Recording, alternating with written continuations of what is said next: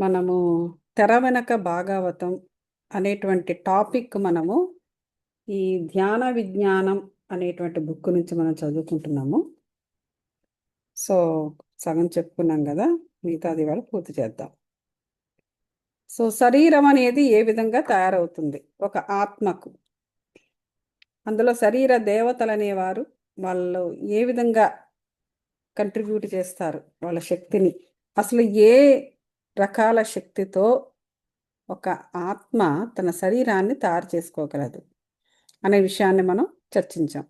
ఏమిటా శక్తులు? ఒకటి ఇచ్ఛాశక్తి, రెండవది జ్ఞానశక్తి, మూడవది క్రియాశక్తి. వీటిల్లో ఏదైనా ఈ శక్తుల్లో లోపాలు ఉండేటప్పుడు సరి అయిన శరీరాన్ని ఆత్మ తయారు చేసుకోలేదు. అంటే ఒక్క శరీరము తయారు శరీరం ఒకటే కాకుండా ఇతరత్ర విషయాలు కూడా కుంటుపడే అవకాశాలు అనేవి ఉంటాయి. అందుచేత ఈ మూడింటిని కూడా మానవుడు అంటే తను ఇంకా జన్మ చాలించడానికి ముందుగానే దీనినైనా దృష్టిలో పెట్టుకొని వచ్చే జన్మలో సరి అయిన విధి విధానాలు, సరి అయిన శరీరము, దానికి కావలసిన శరీరము, తన సోల్ ప్లాన్కి, ఫ్యూచర్లో తన సోల్ ప్లాన్కి కావలసినటువంటి శరీరాన్ని తయారు చేసుకోవాలి అంటే ఏముండాలి? ఇచ్ఛాశక్తి, జ్ఞానశక్తి, క్రియాశక్తి అనే మూడింటిని కూడా సరిగ్గా సమపాళల్లో కలిగి ఉండాలి. దాన్ని కలిగి ఉండాలి అంటే ఎంతో కొంత స్పిరిచువల్గా పాటుపడాల్సిన స్థితి ఉంది ప్రతి మానవుడికి కూడా. అయితే మనం చెప్పుకున్నాం కదా, సో తీరా శరీరము తయారైన తర్వాత ఆత్మ గనక వచ్చి చేరకపోతే ఏం జరుగుతుంది? ఆ శరీరం వేస్ట్. సేమ్ మనం ఎలాగైతే దాన్ని మనం ఇల్లు కట్టుకోవడంతో పోల్చుకున్నాం, అంతే కదా. తీరా ఇల్లు కట్టేసిన తర్వాత ఎవరో పండితులు వచ్చి వాస్తు బాగాలేదండి అంటే పరిస్థితి ఏమిటి? అరే ఇంత కష్టపడి బోల్డ్ డబ్బులు పెట్టి, శ్రమ పెట్టి, టైం పెట్టి ఇల్లు కట్టుకున్నామండి, ఇప్పుడేమో ఇల్లు ఏమో వాస్తు బాగాలేదంటారు, ఇంట్లోకి వస్తేనేమో చాలా ఇబ్బందులు పాలవుతున్నాము, ఏది కూడా సెట్ అవ్వటం లేదు, ఇంటి యొక్క ఎనర్జీస్, మా యొక్క ఎనర్జీస్. ఇల్లు అంటే పైన కట్టి ఇల్లే కాదు కదా, కింద ఉన్న భూమి కూడా ఇంపార్టెంటే, క్షేత్రము. నువ్వు ఎటువంటి భూమి పైన నువ్వు ఇల్లు కడుతున్నావు, ఎటువంటి భూభాగాన్ని నువ్వు ఎంచుకున్నావు, అలాగే ఆత్మ కూడా ఎటువంటి గర్భాన్ని నువ్వు ఎంచుకున్నావు, ఎటువంటి స్త్రీకి నువ్వు పుట్టబోతున్నావు, ఇదంతా ఇదంతా ప్రీ ప్లానే. కానీ ఆ ఆత్మకు ఉండవలసిన ఆ మూడు శక్తులు సరిగ్గా లేకపోతే శక్తియుతం కాకపోయి ఉంటే ఎక్కడో దగ్గర తప్పులు చేసే అవకాశాలు ఉంటుంది. అంటే జన్మ తీసుకోవడానికి ముందర కూడా ఇటువంటి ప్రాబ్లమ్స్ వచ్చే అవకాశాలు ఉన్నాయి. అదట్లా అన్నమాట. సో ఇకపోతే ఏ విధంగా ఆత్మ శరీరంలోకి వచ్చి చేరుతుంది చూద్దాము.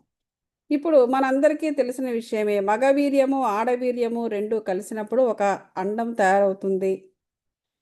ఆ అండము అది పెరిగి అది ఏమిటి, ఒక జైగోట్ అంటారు దాన్ని. ఫలదీకరణం చెందిన తర్వాత ఒక సింగిల్ సెల్ జైగోట్ అంటారు. అది ఇంకా ఇంకా కణ విభజనలో జరుగుతూ ఆ అండం అది కాస్త, ఆ జైగోట్ కాస్త ఒక పిండంగా మారుతుంది. ఇంకా ఆ పిండం ఇంకా మరి కణ విభజనలు జరుగుతూనే పెద్దగా అవుతూ ఏం చేస్తుంది, క్రమక్రమంగా అనేక అంగాలను తయారు చేసుకుంటుంది. మొత్తానికి ఏమి తయారైన తర్వాత ఆత్మ ప్రవేశిస్తుంది కదా. ఆత్మ ఏ విధంగా ప్రవేశిస్తుందండి? ఒక ఊపిరిగా ప్రవేశిస్తుంది. అంటే ఊపిరి పుట్టిన తర్వాతైనా లోపల ఊపిరి పీల్చుకుంటారు. అది ఏదో ఒక సమయంలో ఊపిరితిత్తులు ఆడడం అనేది మొదలు పెడుతుంది. ఆ ఊపిరితిత్తుల్లో ఆడడం మొదలుపెట్టింది, శ్వాస తీసుకుంటోంది బేబీ లోపల అంటే ఆత్మ వచ్చి చేరుతోంది. అంటే అలా సడన్గా వచ్చి అలా చేరిపోయి అలా కూర్చోదు, మెల్లమెల్లగా కాన్షియస్నెస్ వస్తూ ఉంటుంది అంటది. అవన్నీ అందుకే 9 నెలలు పడుతుంది. 9 నెలలు కూడా ఆ బేబీ తయారవడం, ఆవిడ గర్భంలోనే తయారవడం చాలా ముఖ్యం. కొంతమంది ప్రిమిచ్యూర్డ్గా పుడతారు. కోర్స్ బయటకు వచ్చిన తర్వాత కూడా పెరుగుదల ఉంటుంది. కానీ ఇక ఈ ప్రపోర్షన్స్‌లో తేడా వచ్చేస్తుంది. ఈ శరీర దేవతలు, ప్రకృతి దేవతలు, ఇచ్ఛాశక్తి, జ్ఞానశక్తి, క్రియాశక్తులతో ఇల్లు తయారు చేసుకోవడము. వీటిల్లో ఈ ప్రోగ్రామ్‌లో తేడా వచ్చేస్తుందనమాట. సో, కాబట్టి బేబీ కంప్లీట్‌గా 9 నెలలు ఉండి తను ఇల్లు కట్టుకొని అందులో ప్రవేశించి రావడం అనేది ముఖ్యమే. ఓకే. అయితే ఆత్మ ఎలా ప్రవేశిస్తుంది శిశువులో? ఎలా ప్రవేశిస్తుందంటే ఊపిరి రూపంలో ప్రవేశిస్తుంది. అది గాలి. అందుకే అంటారు నేను గాలిని అయిపోతాను తర్వాత అంటుంటారు. ఒక గాలిగా అంటే ఏంటి మనకు ఈ పంచభూతాలు అనేవి బయట ఏ పంచభూతాలు ఉన్నాయో అవే పంచభూతాలు మన 7 శరీరాల్లో అలా ఫ్లో అవుతూ ఉంటుంది. సో గాలిగానే ఊపిరి ఊపిరిగానే ఈ ఆత్మ ఈ శరీరంలో ప్రవేశిస్తుంది. ప్రవేశించిన తర్వాత మళ్ళీ బయటికి వెళ్ళిపోతే ఏంటండి అన్ని ఎన్నేళ్ళు లోపలే ఉంటుంది అంటే పంచభూతాలనే వాటి యొక్క ఇన్ఫ్లుయెన్స్ ఆ ఇన్ఫ్లుయెన్స్ చాలా గట్టిగా ఉండి బంధించి ఉంచుతుంది ఆత్మని. ఆత్మ ఎప్పుడు ఫ్రీగా ఉండాలనుకుంటుంది. ఈ శరీరంలో బంధింపబడి ఉంటుందన్నమాట. ఎందుకు? ఆత్మ తన యొక్క అన్ని రకాల తను ఏం ప్లాన్ చేసుకుందో ఆ ప్లాన్ అంతా పూర్తయిన తర్వాతే ఈ శరీరం నుండి వెళ్ళిపోతుంది. పంచభూతాలు అప్పుడు ఆటోమేటిక్ రిలీజ్ చేస్తాయి. శరీరాన్ని శుష్కబెట్టి రిలీజ్ చేస్తుంది. అందుకు చేత ఈ ఊపిరి అంటే ఆత్మ బయటికి వెళ్ళిపోతుంది. అది అక్కడ జరిగే విషయం. ఓకే. శరీర సృష్టి కూడా ఒక విశ్వ సృష్టే. చూసారా? శరీర సృష్టి కూడా ఒక విశ్వ సృష్టే. ఎందుకు? ఈ విశ్వాన్ని తయారు చేయడం అంటే ఎంతోమంది విశ్వ సృష్టికర్తలు మరి అందులో భాగస్వాములై అకుంఠిత దీక్షతో శ్రమిస్తేనే కానీ ఒక మానవ భౌతిక శరీరం తయారు కాదు. చూసారా? ఒక మానవ భౌతిక శరీరము అందుకే మరణించిన తర్వాత వెంటనే పుట్టడం అనేది జరగదు. మళ్ళీ ఎన్నేళ్ళకి వస్తారో చెప్పలేం. ఎందుకంటే ఇదంతా జరగాలి. జరగడానికి కాలం ధర్మం కలిసి రావాలి. నీ పాపపుణ్యాలు నీ కర్మలు అవన్నీ అడ్డం రాకుండా ఉండాలి. అలాగే ఏ జంతు శరీరమైనా కానీ మరి ఏ వృక్షమైనా కానీ వీటన్నిటి నిర్మాణం వెనకాతల ఎంతో తతంగం ఉంటుంది, ఎంతో ఆర్ద్రత ఉంటుంది, ఎన్నో ఆశయాలు, ఎన్నో ఆదర్శాలు, ఎన్నో ఆనందాతిరేకాలు, ఎన్నో హర్షాలు, మరెన్నో ఆలోచనలు ఇవన్నీ కూడుకుని ఒక శరీరము తయారవుతుంది. చూసారా? ఒక శరీరము తయారైన తర్వాత ఆత్మ తన పని తను మొదలు పెడుతుంది. అంటే శరీరముతో తాను ఏమనుకుంటుందో తన సోల్ ప్లాన్ ఏముందో ఆ ప్లాన్ని అమలుపరచడానికి ఈ శరీరాన్ని వాడుతుందన్నమాట. ఈ శరీరాన్ని వాడాలి అంటే తన ప్లాన్ ఫలించడానికి ఈ భౌతిక ప్రపంచం అనేది ఇంపార్టెంటే. అదే చాలా ఆశ్చర్యపోతుంటాను. కొంతమంది ఆ భౌతిక పరమైన పనులు ఏవో చేసుకుంటూ ఆధ్యాత్మికతను చాలా ఏ సంబంధం లేనట్టుగా ఆధ్యాత్మిక అంటే స్పిరిచువాలిటీ తన ఓన్ స్పిరిట్ గురించే. భగవద్గీతలో అంతా ఉన్నది తన ఆత్మ గురించి. తానంటే తన గురించి చెప్పుకోలేదు ఆయన. ఆత్మ గురించి చెప్పాడు ఆత్మ లక్షణాలన్నీ కూడా. సో ఆత్మ యొక్క కార్మిక కర్మబంధాల నుంచి ఆత్మని ఎలా రిలీజ్ చేసుకోవాలో చెప్పాడు. తన గురించి చెప్పుకోలేదు. తన ఆత్మ ఏనాడో అది ఎప్పుడో ఆయన పరమాత్మ. ఇంకా మళ్ళీ కొత్తగా తన గురించి ఏం చెప్పుకుంటాడు కృష్ణుడు? నేను అన్నది ఏంటంటే ఆత్మని అర్థం. ఆ ఆత్మను ఆ యొక్క లక్షణాలను చెబుతూ అది కర్మతో బంధింపబడకుండా దాన్ని ఎలా ఎన్లైటన్మెంట్తో ఎలా ఫ్రీగా ఉంచాలి, ఏ విధంగా తన ముక్తి పొందాలి, ఏ విధంగా భూమి మీద లెర్న చెయ్యాలి, ఇవన్నీ కూడా మాట్లాడాడు అర్జునుడితోటి. ఎవరు? కృష్ణుడు. అయితే కానీ ఈ భూమి మీద జనాలు ఏమనుకుంటారంటే ప్రాపంచికపరమైన దానికి స్పిరిచువల్ దానికి సంబంధమే లేదన్నట్టు. అసలు స్పిరిచువల్ మార్గంలో గనక వస్తే ప్రాపంచికంగా బ్రతకడం చాలా కష్టమైపోతుంది అన్నట్టుగా మాట్లాడతారు. ప్రాపంచికత అసలు భౌతిక ప్రపంచం అనేది ఉన్నదే ఆత్మ కోసం. ఈ ఆత్మ తన సోల్ ప్లాన్ అమలుపరచడం కోసమే ఈ భౌతిక ప్రపంచం ఉంది. అందుకే ఈ భౌతిక స్వరూపం ఎప్పుడూ కూడా భౌతిక ప్రపంచానికి ఎక్స్పోజ్ అవుతూ ఉంటుంది. ఎందుకు? ఈ భౌతిక స్వరూపము అని ఏమిటి దీని అర్థము? ఇది ఆత్మ యొక్క భౌతిక స్వరూపమే ఈ శరీరము. ఈ శరీరముతోనే ఆత్మ తన సోల్ ప్లాన్ చేసుకోవాలి. లెర్నింగ్ కూడా ఈ శరీరం ద్వారానే జరగాలి. ఈ లెర్నింగ్ ఎక్కడి నుంచి? భౌతిక ప్రపంచం నుంచి. లెర్న్ చేయాల్సింది లెర్న్ చేసి తను తిరిగి మళ్ళీ ఆత్మైకంగా మారాలి. ఇవన్నీ జరగడానికి భౌతిక ప్రపంచం అవసరము.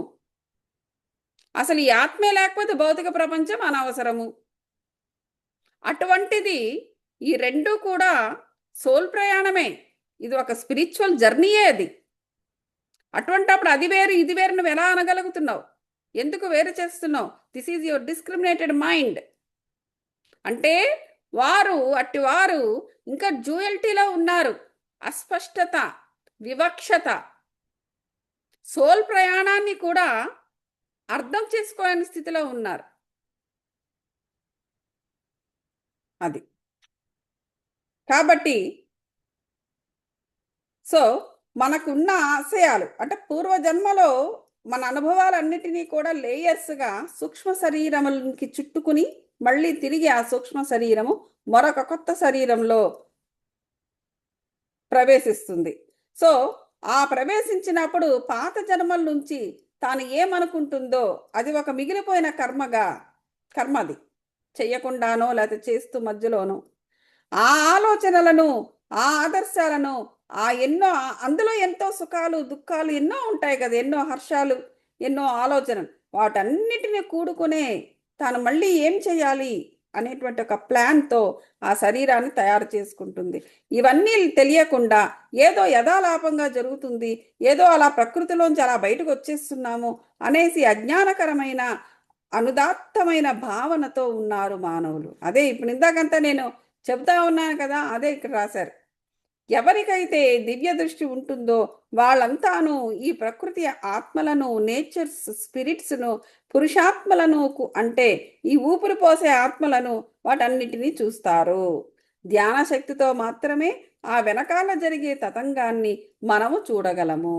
ఈ వెనకాతలో జరిగే తతంగం అంతా మనకి ఎలా ఎప్పుడు అర్థమవుతుంది? యాక్చువల్గా ఎప్పుడు చూడగలం? మనం ధ్యాన శక్తితో చూడగలము.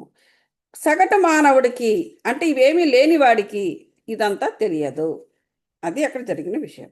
పెద్ద సంఖ్యలో వర్కర్స్, ఇది అద్భుతమైన భౌతిక శరీరం అనే ఆ ఒక్క కాయము అది తయారు చేయబడిన తర్వాత దాన్ని ప్రతిరోజు ప్రతిక్షణము మెయింటైన్ చేసేది, దాని యొక్క ఆలనాపాలన చూసేది కూడా మళ్ళీ ఈ యొక్క ప్రకృతి ఆత్మలే. సరే చిన్న ఆత్మ శరీరంలో పడిన తర్వాత పడిన వెంటనే వాడు పెద్దోడు అయిపోడు కదా, చాలా ఇన్ఫాంట్ అంటే ఆ ఆత్మ ఒక హెల్ప్లెస్ కండిషన్లో ఉంటుంది. ఒక ఇన్ఫాంట్లో లేకపోతే కడుపులోనో లేకపోతే పుట్టిన తర్వాత పోని అంత చిన్న బేబీలోకి ఆత్మ ఉన్నప్పుడు ఆత్మ ఎంత గొప్పది కావచ్చు, కానీ ఏం చేస్తుంది? ఆ శరీరం ఇంకా ఎదగాలి కదా, తాను ఒక హెల్ప్లెస్ కండిషన్లో ఉంటుంది. అప్పుడు మరి ఎవరు సాకుతారు అంటే అఫ్కోర్స్ తల్లి టైంకి పాలిస్తుంది, టైంకి స్నానం చేస్తుంది, టైంకి డైపర్లు మారుస్తుంది, అదంతా పైపైన ఆవిడ చేస్తుంది. కానీ లోపల ఆత్మను తాను ఆలనాపాలన, ఆత్మ యొక్క ఆలనాపాలన తానేం చేయట్లేదే, తల్లి ఏం చేయట్లేదు. తల్లికి ఏం తెలుస్తుంది? ఆవిడ భౌతిక పరంగా ఆ శరీరానికి సేవ చేస్తుంది. ఆత్మపరంగా ఆత్మకాలనాపాలన ఎవరు చూస్తున్నారు? ఎగైన్ ఈ నేచర్స్ యొక్క స్పిరిట్స్, అలాగే పురుషాత్మలు అంటే ఊపిరి పోసే ఆత్మలు, అలాగే ఈ ప్రకృతి ఆత్మలు, ప్రకృతి, ఇవి ఆ చిన్న శరీరములో ప్రవేశించిన ఆత్మ యొక్క ఆలనాపాలన చూస్తూనే ఉంటారు. అందుకే చూడండి, పిల్లలు కింద పడిపోయినా వాళ్ళకి ఏం కాదు, ఏదో ఆ క్షణం అని ఏడుస్తారు, మళ్ళీ లేచి ఆడుకుంటారు. ఎవరు వాళ్ళని కాపాడుతున్నారు? ఆ నొప్పే తెలియదు వాళ్ళకి. నొప్పెడితే కదా నొప్పి తెలియడానికి. అలాంటి స్పిరిట్స్, అలాంటి నేచర్ యొక్క ప్రకృతి శక్తులు గనక ఆ శరీరాన్ని కాపాడకపోతే అప్పుడు ప్రమాదాలకు ఆ శరీరం గురవుతుంది. అంత చిన్నప్పుడే చెయ్యి ఇరిగిపోయిందండి, కాలు ఇరిగిపోయిందని చెప్తూ ఉంటారు. కారణం ఏంటంటే వాళ్లకు ఆ శక్తి అనేది వాళ్ళతో ఆ శక్తులు అనేవి డిస్ప్రపోర్షనేట్గా ఉన్నాయి. దానికి కారణము ఆ ఆత్మ యొక్క స్థితి. ఆ ఆ స్థితిని బట్టి అటువంటి శరీరము తను తయారు చేసుకుంటుంది. ఎలాంటి శరీరము? ఏ ప్రకృతి శక్తులు కూడా తన కాపాడలేనటువంటి శరీరాన్ని తయారు చేసుకుంటుంది పేలవంగా. ఎందుకు కారణము? తనకు తనకుండాల్సిన ఇచ్ఛాశక్తి, జ్ఞానశక్తి, క్రియాశక్తి సరిగ్గా ఉండకపోవడం వల్ల. ఇప్పుడు ఎవరైతే అది అది ఇప్పుడు పెద్ద సంఖ్యలో వర్కర్స్ పనిచేస్తూ ఉంటారు పెద్ద పెద్ద మ్యాన్షన్స్, ప్యాలెస్లు కట్టడానికి. అదే విధంగా ఇంతమంది వర్కర్స్ ప్రకృతి యొక్క శక్తులన్నీ కూడా శరీరం మీద పనిచేస్తూ ఉంటుంది. మళ్ళీ అది ఇదంతా కూడా ఒక ఫీల్డ్ ఫోర్స్, ఒక వర్క్ ఫోర్స్ అన్నమాట. ఒక ఫ్యాక్టరీలో కార్మికులు ఎలా పెద్ద సంఖ్యలో ఉంటారో అలాగే ప్రతి అంగానికి ఒక పెద్ద ఫోర్స్ ఉంటుంది. చెయ్యి తయారవ్వాలన్నా, కాలు తయారవ్వాలన్నా ఒక్కొక్క దానికి ఒక్కొక్కలాగా. చూడండి, ఇప్పుడు గోవు గోవు యొక్క బొమ్మ కూడా చూపిస్తూ ఉంటారు. ప్రతి గోవు యొక్క ప్రతి భాగము, దాని శరీరం యొక్క ప్రతి భాగంలో ఒక దేవుడు ఉంటాడు, ఒక శక్తి ఉంటుంది. ప్రతి భాగము ఇక్కడ ఇక్కడ నుదుటి దగ్గర నుంచి ప్రతి ఒక్క భాగం ఆఖరికి తోక అంతా కూడా మన చాలా మట్టికి గోమాత యొక్క ఫొటోస్ అంటే దొరుకుతాయి చూడండి కావాలంటే. ఆవిడ శరీరం అంతా కూడా అంతమంది శక్తులు, అంతమంది దేవతలను మనకి చూపిస్తూ ఉంటారు. అదే విధంగా మానవ యొక్క శరీరము కూడా ఈ ప్రకృతి యొక్క శక్తులతోటి, అనేక రకాలైన ప్రకృతి యొక్క శక్తులతో తయారై ఉంటుంది. చాలా శక్తివంతమైన శరీరము. నేను ఇంతకు మునుపు కూడా లాస్ట్ టైం కూడా అదేంటది జీసస్ క్రైస్ట్ బుక్ చదివేటప్పుడు కూడా నేను చెప్తూనే వచ్చాను. మామూలు శక్తి కాదండి మానవుడిది, మహాశక్తి మానవుడిది. కానీ వాడికి ఆ శక్తిని ఎలా వాడాలో తెలియదు. కృత్రిమమైన పనులకి, నీచమైన పనులకి వాడేస్తున్నారు చాలా మంది మానవులు. అటువంటి దేవతలు ఇచ్చిన శరీరాన్ని కాపాడుకోకుండా ఇష్టం వచ్చినట్లు, అదంతా కూడా వారి కర్మమే. ఎందుకు? వారు జబ్బుల పాలు కూడా అవుతూ ఉంటారు. వాళ్ళకి అసలు మొట్టమొదట్లోనే ఆ క్రియాశక్తి, జ్ఞానశక్తి, ఆ ఇచ్ఛాశక్తి సరిగ్గా ఉండకపోవడము. అది. సో ఫ్యాక్టరీలో కేవలం ముడి సరుకులు ఉంటే సరిపోదు కదా, ఫ్యాక్టరీలో పనిచేసే వర్కర్స్ కూడా కావాలి. అదే ఇవన్నీ చేయడం జరుగుతుంది. సో ఎక్కడైతే ఒక ఫ్యాక్టరీ నిర్మాణము ఉంటుందో ఆ ఫ్యాక్టరీలో పనిచేసే వర్కర్లు, కార్మికులు ఉంటారు. అదే విధంగా వాళ్ళే ఉంటారు కదా, మేనేజర్స్ ఉంటారు, వైట్ కాలర్ వర్కర్స్ ఉంటారు, బ్లూ కాలర్ వర్కర్స్ ఉంటారు, ముడి సరుకులు ఉంటాయి. అలాగే మన నోట్లోంచి పంపించే ఆ ప్రోటీన్స్, ప్రోటీన్స్, కార్బోహైడ్రేట్స్, ఫ్యాట్స్ ఇవన్నీ ముడి సరుకులే శరీరాన్ని మెయింటైన్ చేయడానికి. ఆ ముడి సరుకులని శరీరం అనే కార్ఖానాలో సిబ్బంది అనబడే వాళ్ళంతా పనిచేసి ఆక్సిడైజ్ చేసి గొప్ప శక్తిని మళ్ళీ తిరిగి పుట్టిస్తారు. అంతే కదా, మనం తిన్న భోజనం అంతా కూడా విచ్ఛిన్నమయ్యి దాని నుంచి మళ్ళీ పుట్టేది శక్తే. ఏటీపీ అంటారు దాన్ని సైన్స్లో. ఎడినోసిన్ ట్రైఫాస్ఫేట్స్ అనే రూపంలో ఆ ఎనర్జీ ఉంటుంది. ఆ శక్తి ద్వారానే ఈ శరీరం మళ్ళీ నడుస్తూ ఉంటుంది. మళ్ళీ ఆ ప్రోటీన్స్, కార్బోహైడ్రేట్స్ వెజిటబుల్స్ నుంచి అక్కడి నుంచి ఇక్కడి నుంచి తీసుకుంటాం. అవి ఎక్కడి నుంచి వస్తున్నాయి? మళ్ళీ ప్రకృతి నుంచే. అలా అన్నమాట. సో భౌతికత వెనకాల ఉన్న ఆధ్యాత్మికత ఇదే. ఈ భౌతికత వెనకాల ఉన్న ఆధ్యాత్మికత, భౌతిక నిర్మాణములోనే ఆధ్యాత్మికత యొక్క పథకం ఉంది. భౌతిక నిర్మాణంలోనే ఆధ్యాత్మికత అనేది కూడా ఉంది. బయటికి కనబడేది భౌతికమే, బయటికి శరీరం కనిపిస్తుంది, కానీ ఆ తయారు చేయబడిన విధానం అంతా కూడా ఎగైన్ ఈ శక్తులు ఆత్మ యొక్క చైతన్యంతోనే అవుతుంది. ఈ భౌతిక కాయ నిర్మాణానికే ఇంత ఆధ్యాత్మికత ఉన్నప్పుడు భౌతిక జీవితానికి, అంటే పుట్టినప్పటి నుండి చచ్చిపోయేంత వరకు మన భౌతిక కాయాన్ని ఉపయోగించుకొని జీవించే ఆ భౌతిక జీవితానికి ఇంకా ఎంత ప్రాధాన్యత, ఎంత ఆధ్యాత్మికత, నిగ్రహము, జ్ఞానము, శక్తి ఉండాలి. అవి లేకపోతే ఈ భౌతిక జీవితంతో సరిగ్గా మనం జీవించలేము. అది చూసారా, ఈ భౌతిక శరీరం అనేది కూడా సరిగ్గా మెయింటైన్ అవ్వాలి, ఆరోగ్యంగా ఉండాలి, లేకపోతే ఇది సరి అయిన కర్మ చెయ్యాలి, ఆత్మ యొక్క సోల్ ప్లాన్ని ఇది పూర్తి చేయగలగాలి అని ఉంటే ఏం కావాలి తెలుసా? ఆ భౌతిక జీవితానికి కావాల్సింది మళ్ళీ ఆధ్యాత్మికతే, నిగ్రహం కావాలి, జ్ఞానం కావాలి, శక్తి కూడా ఉండాలి.